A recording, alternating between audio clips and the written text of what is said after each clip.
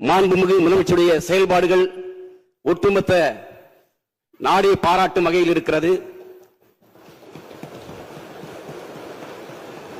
தமிழக சட்டமன்றத்தில் ஆளும் கட்சி எதிர்கட்சி என்று எதிரும் புதிருமாக பேசாமல் இருந்த அந்த கட்டமைப்பை உடைத்து தமிழ்நாட்டுடைய பாரம்பரிய பண்பாட்டை நம்முடைய முதலமைச்சர் இன்றைக்கு பாதுகாத்திருக்கிறார்.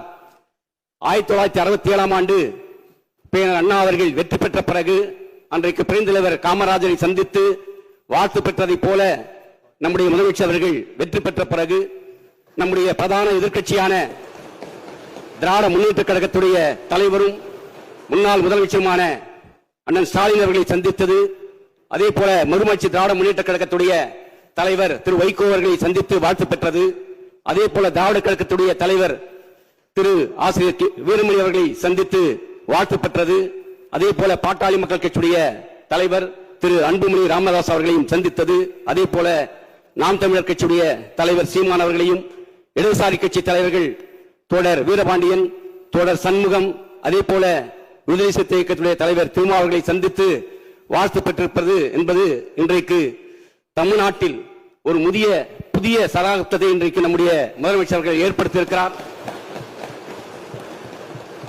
அதோடு மட்டுமல்லாமல் தான் ஆட்சியேற்ற அதே மேடையில் அதே பொழுதில் 3 கோப்புகளை கையெழுத்திட்டு ஒட்டுமொத்த தமிழ் மக்களையும் மகிழ்ச்சியிலே ஆழ்த்தியிருக்கிறார்.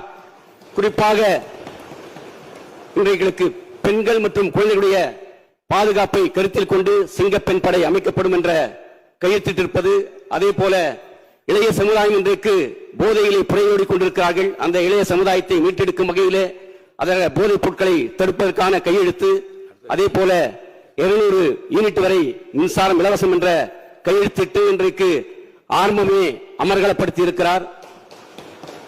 ஆகவே தொடர்ந்து தேர்தல் நேரத்தில் கொடுத்த வாக்குறுதிகளை நிறைவேற்ற வேண்டும் எதிர்பார்ப்போடு தமிழ்நாட்டு மக்கள் காத்திருக்கிறார்கள். அந்த எதிர்பார்ப்புகளை நிறைவேற்ற வேண்டும் என்று கேட்டு மீண்டும் ஒருமுறை நம்முடைய மாண்புமிகு முதலமைச்சர்களுக்கு வாழ்த்துக்களையும் பாராட்டுகளையும் தெரிவித்து என்னுடைய உரையை நிறைவு செய்து கொள்கிறேன். நன்றி, வணக்கம்.